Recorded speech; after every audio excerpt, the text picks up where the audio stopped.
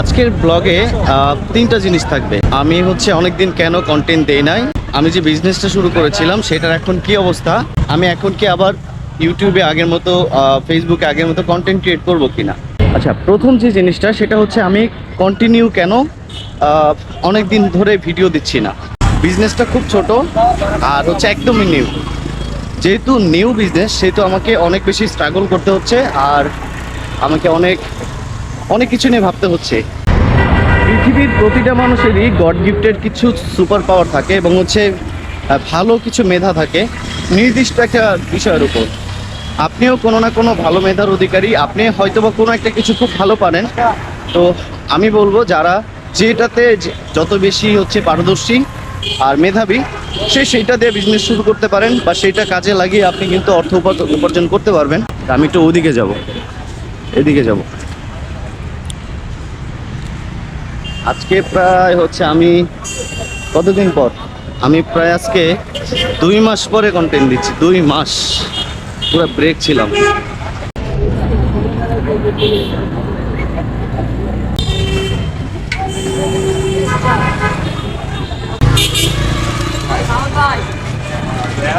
তো এই আপনার নাম কি রোজা আপু? ও আচ্ছা, আপনার মেয়ের নাম রোজা। এই রোজা পিঠাঘর, এই যে দেখতে পাচ্ছেন রোজার পিঠাঘর। এটা হাতির ঝিলের এই যে পাশে রানারের ঠিক একটু আগেই, হাতির ঝিল থেকে রানার দিকে বা তেজগাঁর দিকে ঢুকলেই আপনার হাতের বাম পাশে পেয়ে যাবেন পিঠাঘর নামে। আর এটা মূলত নাম রোজার পিঠাঘর। ওনার মেয়ে রোজা। উনি মোটামুটি প্রতিদিন কেমন সেল হয় আপনার?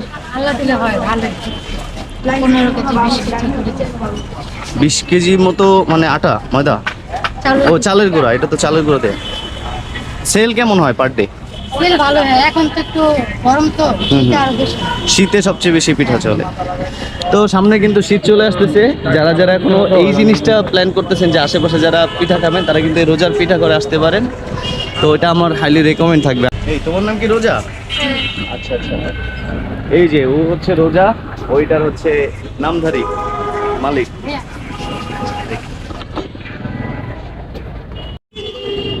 আমি এখানে মোটামুটি প্রায় ধরতে গেলে 10-12 আইটেমের কিন্তু এখানে আমাকে ভর্তা দিয়ে দিয়েছে 2টা পিঠার সাথে। পিঠা কত করে আপু? 10 টাকা। তো 20 টাকা দিয়ে আমি প্রায় 10 রকম ভর্তার মানে টেস্ট কিন্তু পাচ্ছি।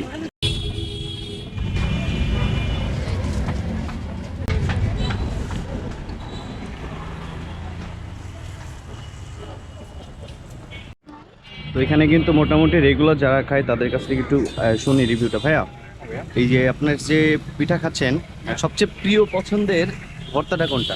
আমার সবচেয়ে প্রিয় পছন্দ সরিষা ভর্তাটা। সরিষা? হ্যাঁ, আপনি একটু আগে বলতেছিলেন যে এটা আসলে অনেক ঝাঁজ। হ্যাঁ, এটা অনেক ঝাঁজ, তবে শরীরের জন্য খুব উপকার। ঠান্ডার জন্য এটা কিন্তু ঠান্ডার জন্য খুব ভালো। আপনার বাসায় কি আশেপাশেই? হ্যাঁ, আমার বাসা এখানেই। ভর্তা কোনটা ভালো লাগছে সবচেয়ে? শুটকি? যে যেটা খাচ্ছে সেটাই ভালো ভালো বলতেছে। তো আমি কিন্তু এখানে মোটামুটি আমার অনেকগুলো দিছে, আমি এগুলো আসলে খাইতে পারি নাই। তো পিঠা খাওয়া ডান।